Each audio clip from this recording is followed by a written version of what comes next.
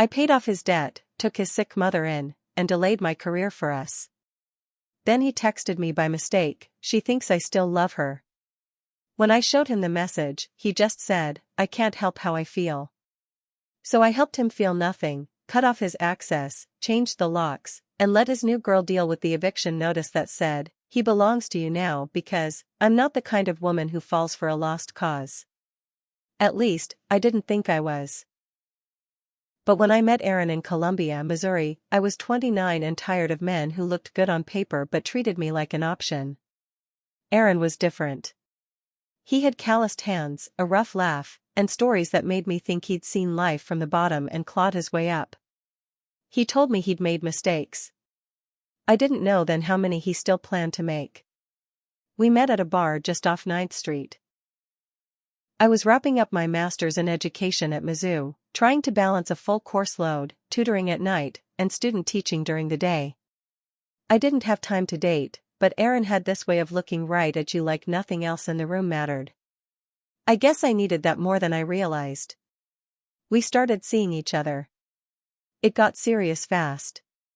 Within 4 months, we were spending nearly every night together. Within 6, I'd given up my on-campus apartment and moved into his 2-bedroom rental on the north side of town. It wasn't much, but it was ours. Aaron had debt. A lot of it. He told me early on, student loans, court fees from a DUI, some old hospital bills from when he broke his wrist doing drywall and didn't have insurance. I knew what it was like to be buried under money problems. My family never had much. I grew up in a trailer outside Sedalia, and I'd worked for every scholarship and grant that got me into Mizzou. So when Aaron asked if I could help him budget, I said yes. When he said he was behind on his car payments and it was about to get repossessed, I covered it. When he said his phone would be shut off and he needed it for job stuff, I added him to my plan. Then his mother got sick. COPD, the slow kind. The kind that makes every breath a chore. She couldn't live alone anymore, and none of his brothers wanted to deal with her. So I said, she can come here. We'll figure it out. She moved into the spare room with her oxygen tank and her hacking cough and her 8 prescription bottles. I called the Medicaid office. I got her paperwork sorted. I labeled her meds. I even bought a baby monitor so I could hear if she was struggling in the night. I didn't realize I was becoming a caregiver. Not just for her, but for him too. Aaron floated between jobs. Bartending, painting, landscaping for a week. He always had a reason why it didn't work out. The manager was a dick. They promised more hours. The crew was lazy. I was working 2 jobs, subbing during the day and waiting tables 3 nights a week. Still, I told myself, he just needs time to get back on his feet. I bought groceries. Paid the rent. Bought his mom's adult diapers and his weed when he said it helped his back. I didn't mind being the strong one. I just thought he loved me for it. 3 years passed. I was 32. I still hadn't started my career for real. Kept putting it off to keep things afloat. His mom got worse. I did everything, sponge baths, breathing treatments, begging doctors to refill her inhalers early. Aaron mostly stayed in the garage. Said he was working on building a reclaimed wood coffee table to sell on Facebook Marketplace. He never finished it. One night, he said he was going out with friends. I didn't argue. I was too tired. I stayed home, made soup for his mom, rubbed her back when she couldn't breathe right, and finally got her to sleep. At 1:42 a.m., my phone lit up. It was a message from Aaron. She thinks I still love her. Just like that. 8 words. Sent to me by mistake. At first, I stared at it like maybe it was a joke. Maybe he meant to send it to me about someone else. But no. It didn't take long for the truth to settle in my gut like a stone. I typed, "Who was that for?" No reply. I waited. Nothing. He came home around 3 a.m., didn't say much. Said he was tired. I didn't say anything that night. Next morning, I made coffee. Sat down across from him at the little kitchen table. I slid the phone across the table with the message still open. He looked at it. Looked at me. Then he said, calm as ever, I can't help how I feel. That was it. No, I'm sorry. No explanation. No, it's not what it looks like. Just that one line. I'd given him everything. Delayed my life, poured my money, my heart, my future into him and his family. And he couldn't even give me a real answer. So I stopped asking. I waited until he left later that day, some job interview that probably didn't exist. Then I started making calls. First the landlord. The lease was in my name. I asked about my options. He said I could break it with a fee or file an eviction notice for the other tenant. I told him I'd take care of it. Then I called his mom's caseworker.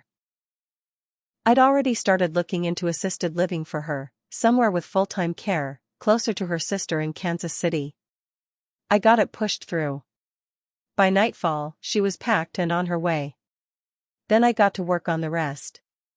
I moved fast that night. As soon as Aaron's mom was gone, the house felt empty in a strange way, quiet, like the air was waiting for something. I packed what was mine. Everything I'd paid for, I took. The good dishes, the air fryer he never learned to use, the bedroom TV, the side table I bought from a thrift store and repainted myself. All mine. I didn't touch his things. Left his clothes, his PS4, the cracked leather couch he claimed had sentimental value. I left his mess exactly how he made it. Next was the financials. I had added him to my phone plan 2 years earlier. I shut it off. Closed the account. Transferred his number to a prepaid burner. Changed all my passwords. Email, bank, credit cards.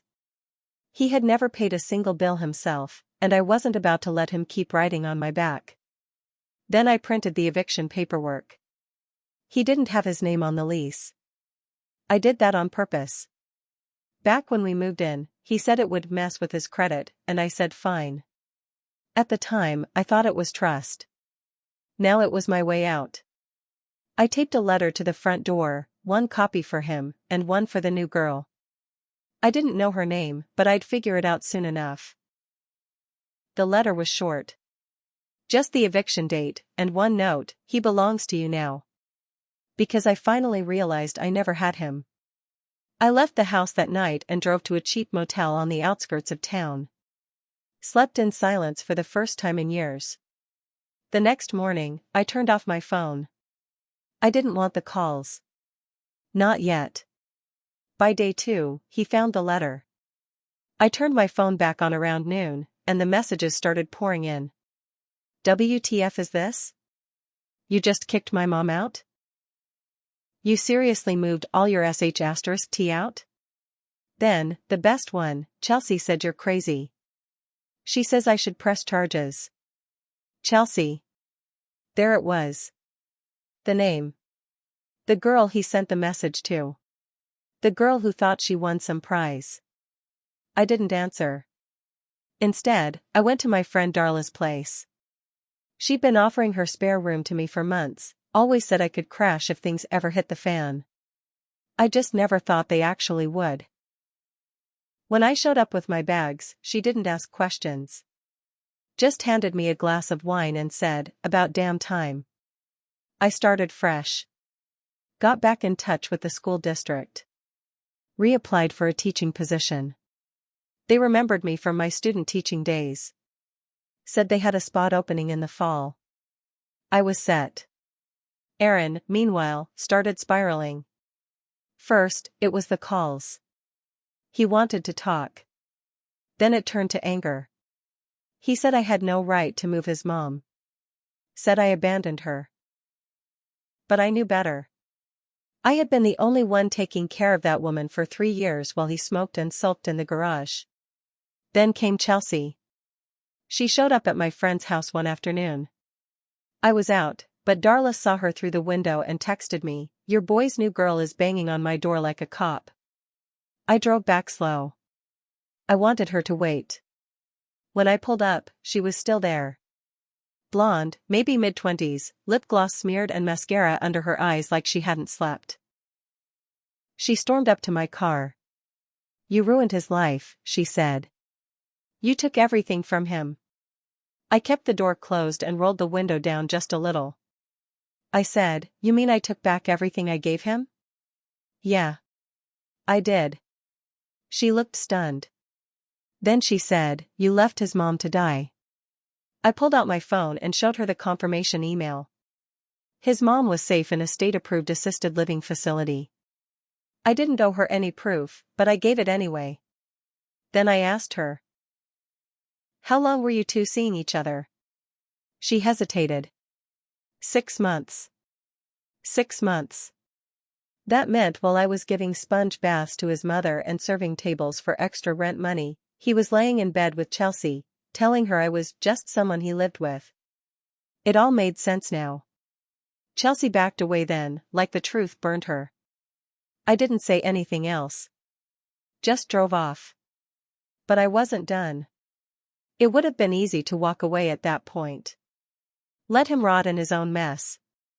But I couldn't. Not yet. I needed him to feel it.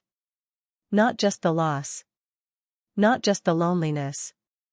I needed him to taste humiliation, the way I had every time I begged my credit card to go through or listened to him make excuses while I mopped up his failures. So I called up someone who owed me a favor, my cousin Nate. He runs a small home inspection company and does side gigs for a few property managers in Colombia. I told him everything. Not the cleaned-up version. The real story.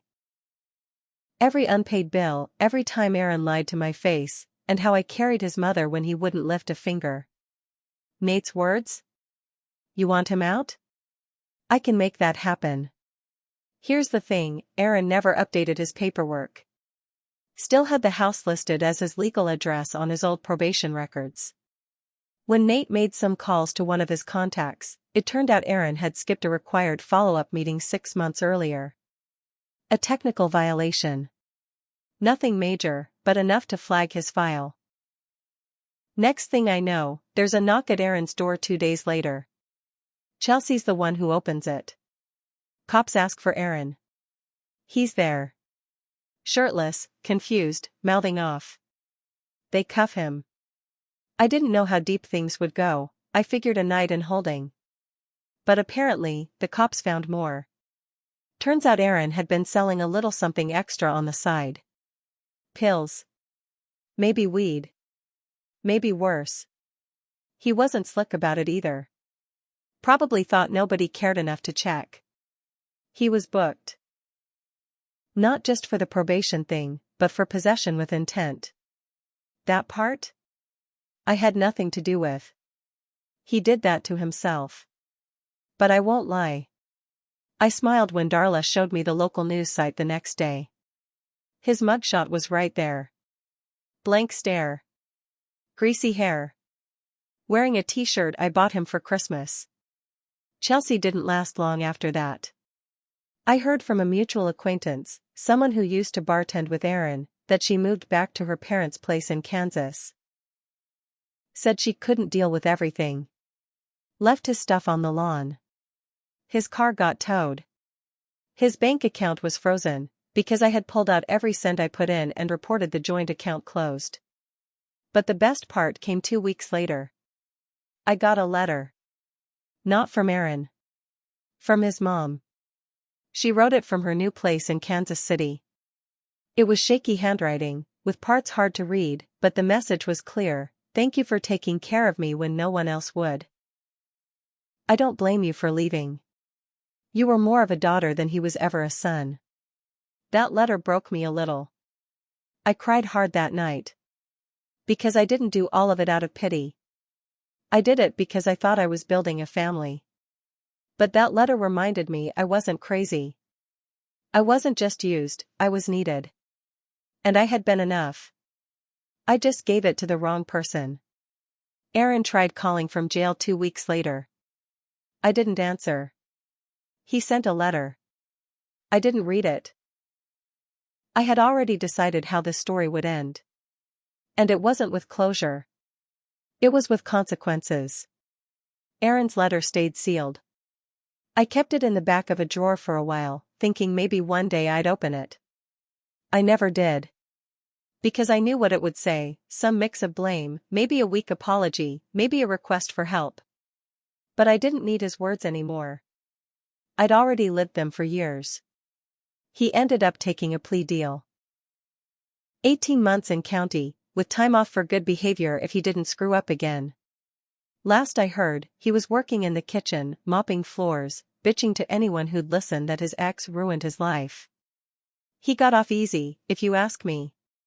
Chelsea disappeared completely. Deleted her socials, changed her number.